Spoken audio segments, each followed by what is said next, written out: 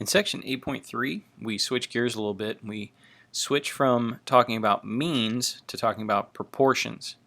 So remember that proportions are just fractions of the population that have a certain characteristic.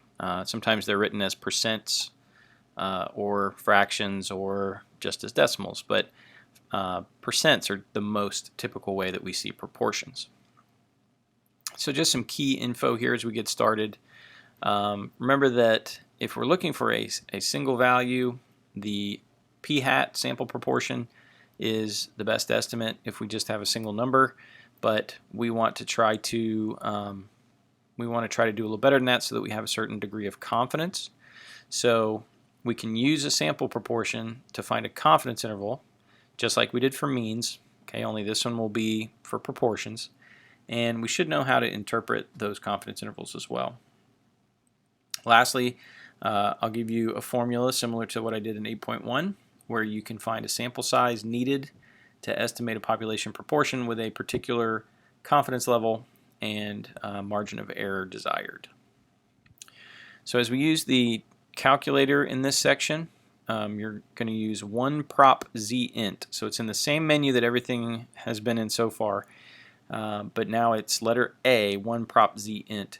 And do please be careful, because in this menu there's one called one prop z test, and you're going to get confused if you're in the wrong menu, because the inputs it's looking for won't be the same, and it'll get confusing. So make sure that you pick one prop z int. That's letter A. To find the margin of error by hand, if we need to do that, we're back to using the normal distribution again. Okay, so we're using z for our critical value, and if if you don't recall, you'll be given some degree.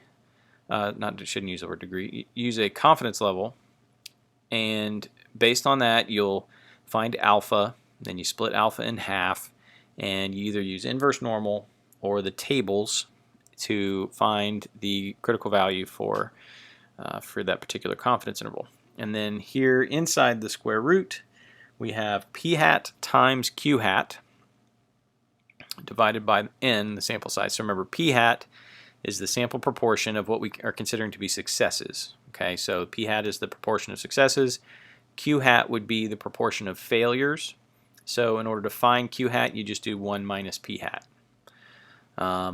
Another way of thinking about p-hat is x over n, where x is the number of successes that we got in our sample, and n is the sample size. So you can find p-hat with x over n, find q-hat with 1 minus p-hat.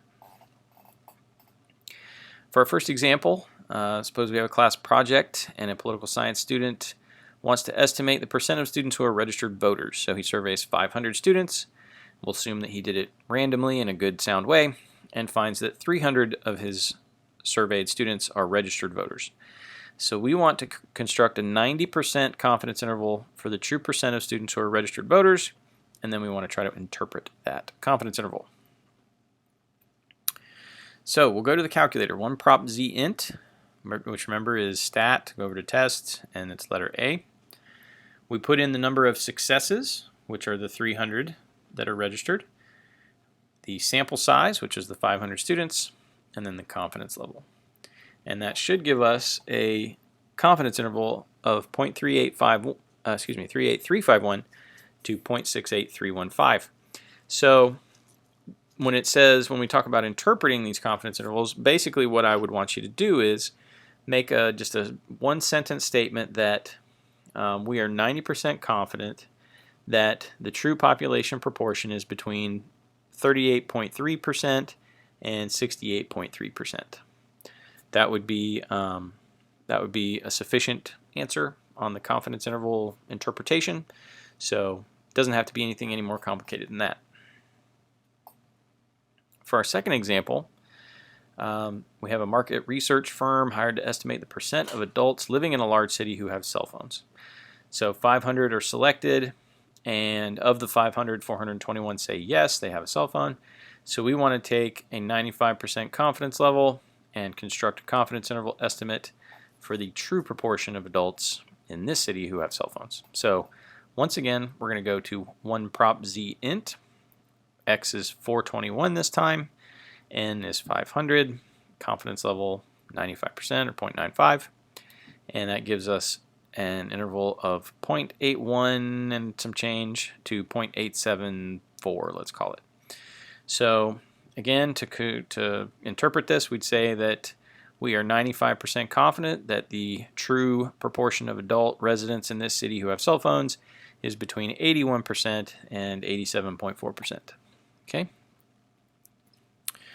Now, if we have kind of a small sample size, then it turns out that usually, well, I shouldn't say usually, sometimes the results of a small sample tend to be a little more extreme than the true population.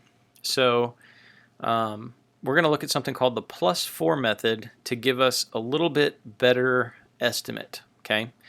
Basically what this method does is it makes the estimate a little less extreme. So if like you have an estimate from 0.01 to 0.05, it will pull it up a little bit, maybe to 0.03 to 0.07 or something.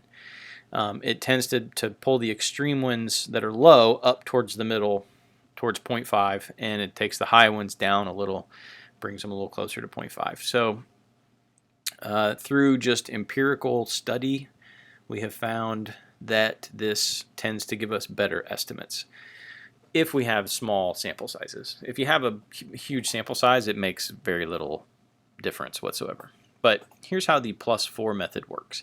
You add 4 to the sample size to get, so basically just n plus 4, and then you add 2 to the number of successes. Basically what we're doing is we're kind of fudging the numbers, but in a good way, so that we're reporting 4 more than we actually sampled, 2 successes and 2 failures. Okay, it's just splitting them down the middle. So let's look at an example of how this would work in example number 3. So we have a sample of 25 students. We're asking them, have you ever smoked a cigarette? 6 of them said yes. Not ever. Have you ever smoked in the past week? 6 of them said yes within the past week. Use the +4 method to find a 95% confidence interval for the true proportion. So we're actually going to do this with the standard method, the non-+4 method, and then we'll do it with the +4 method. So just reporting the numbers as they are, we go one prop z int, 6 is x, 25 is n, and 95% confidence gives us an interval from 0.072 to 0.407. When we do the +4 method, we're going to take 6 and bump it up to 8, and we're going to take 25 and bump it up to 29. So our x is 8, n is 29, still a 95% confidence level, and you can see how it changed our numbers here. Okay, we're now going from 0.113 to 0.438, or 11.3% to 43.8%. So it took our interval and pulled it towards 0.5 a little bit. And again, I can't give you a mathematical proof of why this works. This is just one of those things that experience has taught us, that with relatively small sample sizes dealing with proportions, the +4 method actually tends to give us a little better answers. All right, finally, we're going to look at determining sample size. If we have a particular level of confidence that we want to meet, and we have a particular error bound for the proportion, a margin of error in mind that we want to try to stick to, then we can figure out how big our sample size needs to be in order to make that happen. So we have our critical value squared times p hat times q hat divided by that margin of error that we want squared. Now, the one trick is we're going into this trying to figure out the sample size before we take the sample. So it's entirely possible that we don't know p hat or q hat yet. In fact, it seems likely. So in that case, what we want to do is we want to be clever, and we want to use the largest possible value of p hat times q hat. And it turns out that this product is the largest when p hat and q hat are both 0.5. Okay, because remember, q hat is 1 minus p hat. So if p hat is 0.5, then q hat is 0.5, and if you multiply those together, you get 0.25. So if you don't know p hat and q hat, then this becomes the critical value squared times 0.25 divided by the error bound squared. Okay, so this example that we're about to do demonstrates that exact thing.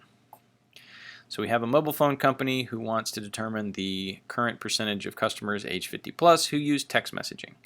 So we want to know how many customers age 50 plus should they survey in order to get a 90% confidence level that they are within 3 percentage points of the true population proportion. Okay, so we have a confidence level of 90%. We have a EBP of 3%. So we take our formula.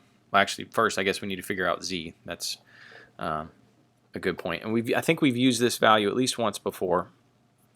If we have a 90% confidence level, then that means alpha is 10%. Cut that in half, that's 5%.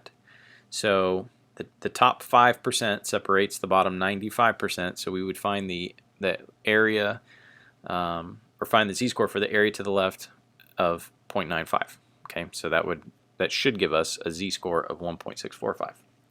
Now, in this scenario, we are not given any information about p hat and q hat, so they are unknown. So in place of p hat times q hat, we're going to put 0.25. So here's our formula with all the right pieces in it. And when we evaluate this, oh, and notice one other thing, 3% needs to be converted to 0.03. That's important. So when you evaluate this, you get 751.67. But of course, we're not going to sample 67 hundredths of a person, so we need to round that up to 752. Okay, so 752 is our sample size.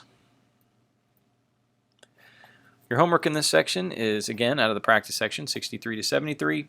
Let me know if you have any questions about finding confidence intervals for proportions. Thank you.